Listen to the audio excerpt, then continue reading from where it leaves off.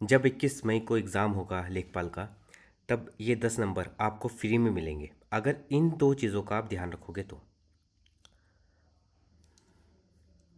जब 21 तारीख को लेखपाल का एग्ज़ाम हो रहा होगा, तब आपको मेरी ये वीडियो ज़रूर याद आएगी एग्ज़ाम में बैठकर कि जो 10 नंबर हैं डिजास्टर मैनेजमेंट और एनवायरनमेंट के, वो आपको फ्री में मिल सकते थे। लेकिन अभी तो वो हुआ नहीं है, तो हम अभी से अपने आप को करेक्ट कर सकते हैं उस रास्ते पे जाने के लिए। देखिए, जिस दिन रिजल्ट आएगा उस दिन ये दो चीज़ें होंगी। पहली चीज़, जिसका सिलेक्शन होगा उसका एनवायरनमेंट और डिजास्टर सहित 3 टॉपिक में बहुत अच्छा स्कोर हुआ होगा, और जिसका सिलेक्शन नहीं होगा उनका इन 3 टॉपिक में बहुत कम स्कोर होगा। उन 3 टॉपिक में से एक टॉपिक है एनवायरनमेंट का और डिजास्टर मैनेजमेंट का।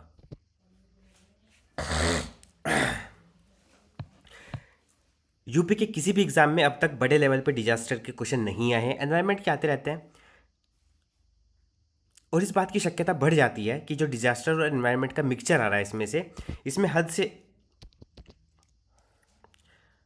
और इस बात की शक्यता बढ़ जाती है कि इस बार का जो प्रयोग है वो प्रयोग उन लोगों के फेवर में जा सकता है जिन्होंने थोड़ी भी मेहनत करी डिजास्टर मैनेजमेंट को समझने के लिए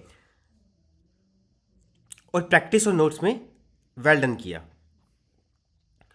तो शक्यता बढ़ जाती है कि फ़ायदा उन लोगों को ज़्यादा मिलेगा जो थोड़ी भी मेहनत डिजास्टर मैनेजमेंट में सही डायरेक्शन की तरफ कर गए, तो उनको डेफिनेटली ये मार्क्स फ्री के मिलने वाले हैं इस पूरे के पूरे पैटर्न में।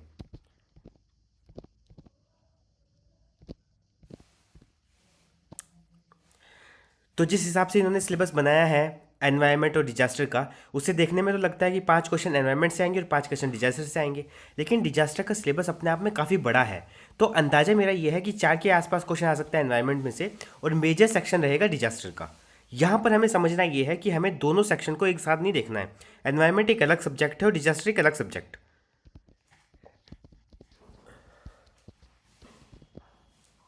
लेकिन जो कुछ भी हो, एनवायरनमेंट और डिजास्टर के क्वेश्चन रहने वाले तो तुलनात्मक रूप से आसान हैं। लेकिन ये आसान वो वाले आसान नहीं होंगे कि आपने किसी बुक में से पढ़ा और वही क्वेश्चन छप के आ गया।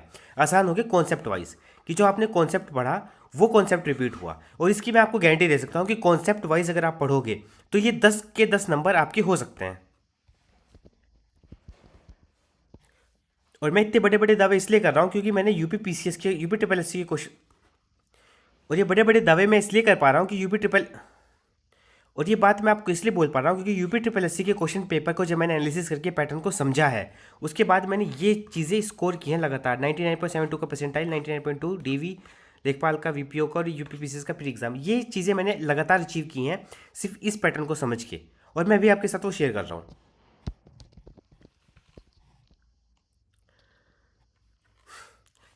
तो देखिए सिंपल बात है, तो देखिए सिंपल बात यह है कि आपको स्कोर करना है अच्छा, 10 नंबर आपको फ्री में लेके आने हैं, और हमने उस सिलेबस को बहुत डीपली एनालिसिस किया है। जो syllabus UP triple S C ने दिया हुआ है सिर्फ उतना ही नहीं पढ़ा, उसके अंदर के जो सॉलिड पॉइंट हैं, जो की पॉइंट्स हैं, जो अधिकतर बार हम पढ़ ही नहीं पाते, उनको भी हमने समझा है। ये 10 क्वेश्चन आपके आएंगे इन 17 टॉपिक्स में से जो हमने एनालिसिस करके देखा है। और ये एनालिसिस हमने खुद की हवा से भी नहीं कर लिया, हमने इसके बारे में जो प्रोफेसर क्वालिफाइड हैं उनसे चर्चा की है। उन हर एग्जाम का क्वेश्चन पेपर को एनालिसिस करके देखा है जिसमें डिजास्टर के, एनवायरनमेंट के क्वेश्चन कभी ना कभी पूछे गए हैं। ऑल इंडिया में जो भी हमें मिला, चाहे वो असम का मिला, चाहे वो हमें केरला का मिला, हमने हर पेपर को उठा के बारीक से उसको समझा है कि अगर कोई कमीशन डिजास्टर के क्वेश्चन बना रहा है तो वो किन चीज़ों को प्रायोरिटी पे रखता है। उसके बिहार पे हम ये देख सकते हैं कि यूपी ट्रिपल एस सी जब क्वेश्चन बनाएगा तो वो किन चीज़ों को प्रायोरिटी पे रख के चल रहा होगा।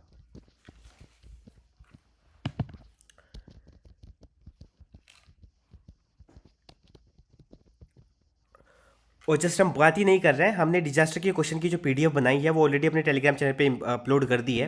आप यहाँ पे जाके इसको स्कैन करके हमारा टेलीग्राम चैनल ज्वाइन कर सकते हैं, या डिस्क्रिप्शन में नीचे एक लिंक है, वहाँ पे जाके भी चैनल को ज्वाइन किया जा सकता है। वेल, चैनल तो आप ज्वाइन करके पीडीएफ डाउनलोड कर ही सकते हो, ये टोटली फ्री ऑफ कॉस्ट है।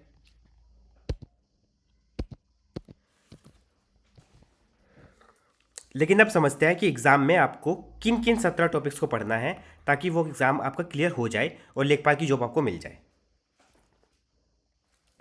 इस वीडियो में मैं आपको ये समझाऊंगा कि वो से 17 टॉपिक कौन से हैं, उन्हें क्या क्या पढ़ना है, हिडन टॉपिक कौन से हैं जो सिलेबस में नहीं लिखे पर उनसे क्वेश्चन पूछे जा सकते हैं और पूछे जा रहे हैं लगातार, उन 17 टॉपिक की लिस्ट को आप लिख लीजिएगा पेन कॉपी से। अगर नहीं लिख पाएगा तो स्क्रीनशॉट ले लीजिएगा, और बाद में जब एग्जाम हो जाएगा तब मुझे बताना कि इसमें से कितने टॉपिक ऐसे हैं जो रिपीट हुए हैं। इसके सिवा आपको कोई क्वेश्चन है किसी भी पॉइंट को लेके तो आप मुझे कमेंट में बता सकते हैं, मैं उसका आपको रिप्लाई दे दूंगा। नाउ पॉइंट इज कि जो 17 टॉपिक में से पहला टॉपिक है वो है एनवायरनमेंट प्रोटेक्शन का और इकोसिस्टम का। इसमें आपको उन चीज़ों को देखना है जो एनवायरनमेंट की प्रोटेक्शन से रिलेटेड हैं और जनरल चीज़ें हैं, जैसे कि वनों की कटाई नहीं होनी चाहिए, इकोसिस्टम की समस्या क्या है, पर्यावरण की सुरक्षा क्या है और इकोसिस्टम का क्या रोल होता है। ये चीज़ें आपको पढ़नी होगी।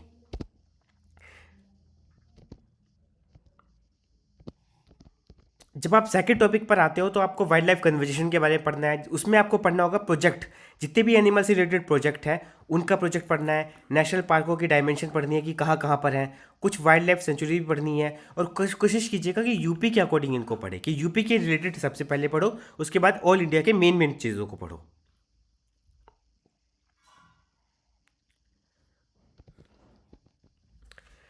थर्ड टॉपिक है बायोडाइवर्सिटी का। इसमें आपको बायोडाइवर्सिटी के टाइप होते हैं अलग अलग, उन चीज़ों को पढ़ना है। जेनेटिक बायोडाइवर्सिटी, स्पीसीज की बायोडाइवर्सिटी और इकोसिस्टम का मेन फंक्शन का सिस्टम। और मैं जस्ट आपको ये बोल ही नहीं रहा हूँ, हमने ये नोट्स बनाए हैं इकोसिस्टम के, एनवायरनमेंट के। अभी तो हमने डिजास्टर के नोट्स अपलोड किए हैं टेलीग्राम पे, फ्री में पड़े हुए हैं, लेकिन जो एनवायरनमेंट के नोट्स हैं वो हमने बहुत डिटेल के साथ बनाए हैं, हर एक चीज़ को ध्यान में रखते हुए कि कहाँ कहाँ पे क्या क्या क्वेश्चन पूछा जा रहा है। ये सिर्फ मैं आपको बता नहीं, अब हम अपने एंड से इतना ही कर सकते हैं कि आपको हर वो चीज़ प्रोवाइड कराएं जो आपको नहीं मिल रही है कहीं पे। आपको अपने एंड से क्या करना है, आपको अपने एंड से एमसीक्यू ट्राई करना है, नोट्स पढ़ने हैं, बार बार रिवीजन करनी है।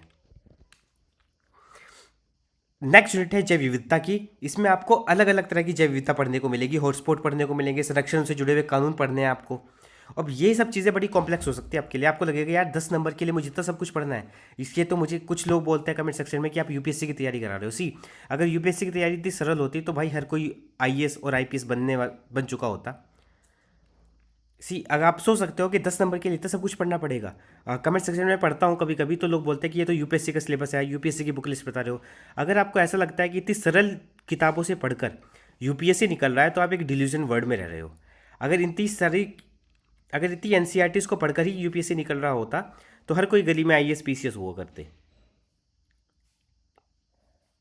आपका जो सिलेक्शन नहीं हो रहा उसका सबसे पता है मेन रीज़न क्या है? क्योंकि आपको ऐसा लगता है कि ज़्यादा मेहनत नहीं करनी होती छोटी नौकरियों में, और जहाँ पे मेहनत करनी होती है वहाँ से आप बच के भागते हो। जितने भी लोग आप में से सफल है ना, जितने भी लोग, तो मैंने आपको बताया इकोसिस्टम का जो सेकंड पॉइंट है उसमें आपको क्या क्या पढ़ना होगा। कार्य प्रणाली पढ़नी होगी, एनर्जी का फ्लो पढ़ना होगा, उत्पादकता जीएनपी एनएनपी पढ़नी होगी, सक्सेशन पढ़ना होगा, इंटरसेक्शन पढ़ना होगा और इकोटोन के बारे में पढ़ना होगा। राइट, उसके बाद आता है हमारा फोर्थ टॉपिक पॉल्यूशन। इसमें आपको 3 तरह के पॉल्यूशन पढ़ना है, वायु प्रदूषण, जल प्रदूषण और मृदा प्रदूषण।